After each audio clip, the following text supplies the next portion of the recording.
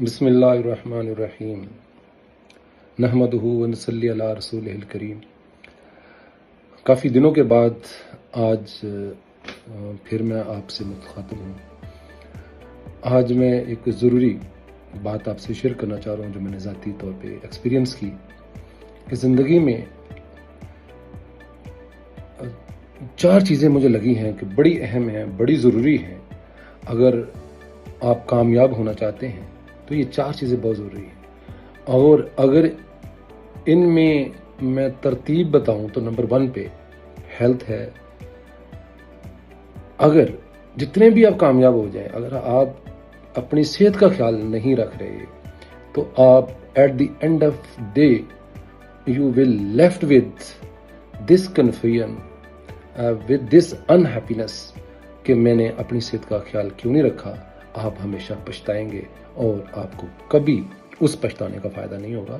तो अभी जब आप मेरी बात सुन रहे हैं तो ये ज़हन में रखें कि सेहत अच्छी है तो ही सारी चीज़ें, जितने भी आप कामयाब हैं तभी आपको उनका फ़ायदा है, तभी आप उनको एंजॉय कर सकते हैं। अगर आपकी सेहत ठीक है, और सेहत कोई ये लफ्ज़ कहने से नहीं ठीक हो जाएगी, आपकी जो डेली हैबिट्स हैं डेट गारंटी योर हेल्थ कि आप रोज़ाना वक्त पे सो रहे हैं, एक्सरसाइज कर रहे हैं, खाना प्रॉपरली जो हेल्दी फूड है वो ले रहे हैं कि नहीं ले रहे, आप प्रॉपर हाइड्रेटेड हैं कि नहीं, आप पानी जितना पीना चाहिए उतना पी रहे हैं कि नहीं पी रहे। मैं कहता हूं कि आप 24 घंटे में नंबर 1 आपकी जो प्रायोरिटी है वो आपकी सेहत होनी चाहिए। अगर सेहत आपकी फर्स्ट प्रायोरिटी नहीं है तो every success is multiplied by 0। कोई फायदा नहीं है आपको, कोई फायदा नहीं है। ये सबसे पहली आपकी जिंदगी की फर्स्ट प्रायोरिटी, अगर आप कामयाब इंसान बनना चाहते हैं तो आपकी फर्स्ट प्रायोरिटी जो है वो आपकी सेहत होनी चाहिए। और सेहत के लिए आपको daily exercise is compulsory, daily exercise.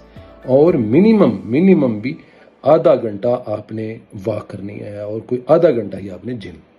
आप ये मत सोचें कि अभी I am at the age of 20 या मुझे शायद एक्सरसाइज की जरूरत नहीं है। आप अभी से शुरू हो जाएं। आज की सोएंगे ही कल आप हार्वेस्ट करेंगे। आप किसी भी एज में हैं, आपकी सेहत must be your first priority. अगर आप स्टूडेंट हैं तब भी आपकी health must be your first priority. आप ज़रूरी है कि सेहत उस वक्त की जो रिक्वायरमेंट है उसके मुताबिक करें। With the passage of your phase of life, आप जब 40 के हैं तो मैं समझता हूँ आपको और इसकी हेल्थ के लिए एक्सरसाइज और सारी चीज़ें करने की ज़रूरत है। और सेम जैसे जैसे आपकी ज़िंदगी गुजरती है तो आपको इसके लिए और ज़्यादा सेहत के लिए और ज़्यादा एक्सरसाइज और बाकी चीज़ों को फोकस करने की ज़रूरत है। With the passage of time आपका स्पेशली एक्सक्रीटरी सिस्टम जो है वो कंप्रोमाइज़ करता है, तो आपकी जो विद द एजिंग आपके बॉडी में अनवांटेड डेपोजिशन शुरू हो जाती है। वो कोलेस्ट्रोल है या बाकी चीज़ें हैं, तो उनकी वजह से फिर आपको समडे यू बिकम सरप्राइज्ड कि मेरे साथ ये क्या हो गया, और उसका कोई फिर हल नहीं होता। ये बड़ा ज़रूरी है, बहुत ज़रूरी है कि आप number 1 priority of life must be your health. Number 2 जो है वो है कि आप किसी को भी ना नहीं करते, हर एक को यस कहते हैं। ये भी किसी दिन बैठ के सोचें। आप जब सबको हाँ करते हैं तो रिवर्स ऑफ रिस्पॉन्सिबिलिटीज जो हैं वो आप ऑन कर रहे होते हैं। आप जब कामयाब होना चाहते हैं तो आपकी क्लैरिटी है ना कि मैंने किसी एक काम को करना है। जब एक काम को करना है तो आप बहुत बाकी सारी चीज़ों को आपको नो करना पड़ेगा, तो ही आपको पता चलेगा ना I am left with this important work.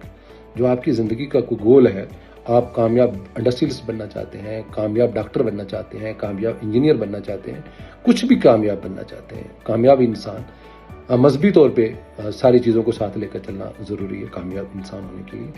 तो आपका अल्लाह के ऊपर पूरा यकीन हो और हर चीज़ को यस नहीं करना। आपने हर चीज़ को यस नहीं करना, आपने डेलिबरेटली प्लान करना है कि मैंने किस किस को और किस किस चीज़ को आपने नो करना है। यस, आपकी family is your first priority. आपने फैमिली को टाइम, अपने फ्रेंड्स को time must be your first priority. लेकिन आप जो है हर चीज़ के लिए यस जब कहते जाएंगे तो आपको at the end of the day आपको पता चलेगा कि मैं कहीं भी नहीं खड़ा। आपके पास एनर्जी और टाइम बड़े कैलकुलेटेड अल्लाह ने दिए हैं। जब आप अपनी एनर्जी और टाइम थोड़े हर जगह पे खर्च करेंगे तो फिर आपका जो मेन टारगेट है वो मिस हो जाएगा, वो कॉम्प्रोमाइज़ हो जाएगा। तो दूसरी आपकी जो प्रायोरिटी होनी चाहिए कि आप अपनी जो फर्स्ट प्रायोरिटी है उसको लिख के, उसको देख के, उसको पढ़ के आपकी जो second, third, fourth, fifth priorities हैं उनको आप नो कर सकते हैं, फर्स्ट को नहीं। और नो करने की कैपेसिटी ये एक स्किल है, you need to learn it. इसको लर्न करें, प्लान करें और देखें कि मैंने कहाँ कहाँ यस करना है और कहाँ पे नो करना है। से नो टू एवरीथिंग, से नो टू एवरीथिंग एंड से इट अर्ली। ये ज़हन में फिक्रा जरूर याद रखें। सबसे पहले नो हर चीज को करें, उसके बाद और अर्ली नो करें, और उसके बाद जो चीज बचेगी ना वो आपके लिए यकीनन इंपॉर्टेंट होगी, जिसको आप एवरीथिंग में शामिल नहीं करेंगे। जो तीसरी चीज है वो आपका इन्वायरमेंट है। आप जिन लोगों से रोजाना मिलते हैं, जो आप अल्फाज बोलते हैं और जो आप डेली एक्सपीरियंस करते हैं, जो आप डेली बिजनेस कर रहे हैं, वट एवर यू मतलब experience daily, that is your environment. आप इवन जो किताबें पढ़ते हैं, जो टीवी देखते हैं, दिस इज योर एनवायरनमेंट। आप इस एनवायरनमेंट को उसके मुताबिक बनाएं जिस गोल को आप अचीव करना चाह रहे हैं। अगर ये उसके मुताबिक नहीं है तो इसमें भी बाद में आप पछताएंगे, और टाइम किसी का इंतजार नहीं करता। और चौथी चीज होती है कन्फ्यूजन। ये जिंदगी में आपको तबाह कर देती है। When you keep your self confused, जब हमेशा आप कंफ्यूज रहते हैं, आपको क्लैरिटी नहीं होती कि मैंने जिंदगी में करना क्या है, इस सिचुएशन में मैंने क्या करना है, कोई आपकी प्लानिंग ही नहीं है, ना एक दिन की, ना हफ्ते की, ना साल की, ना 2 साल की, ना 5 साल की। और जब आप कंफ्यूज रहते हैं तो ये जो स्टेट ऑफ माइंड है, इसके ऊपर भी आपको हमेशा पछताना पड़ता है। क्योंकि ये 4 चीजें जो मैं बता रहा हूँ, इसको आपने जरूर फोकस करना है, वरना आपकी जिंदगी नाकामी की तरफ जा रही है। टेक इट ग्रांटेड कि आप तबाही की तरफ जा रहे हैं, अगर ये चीजें आपकी उस गोल, उस मकसद जिंदगी के साथ अलाइंड नहीं है जो आप बनना चाहते हैं। मैं आखिर में फिर कहूंगा, health must be your first priority. Health must be your first priority. और capacity to say no is a learning phase, learning type of thing. It's type of a muscle. जब आप लर्न करते हैं तो ये बढ़ता है।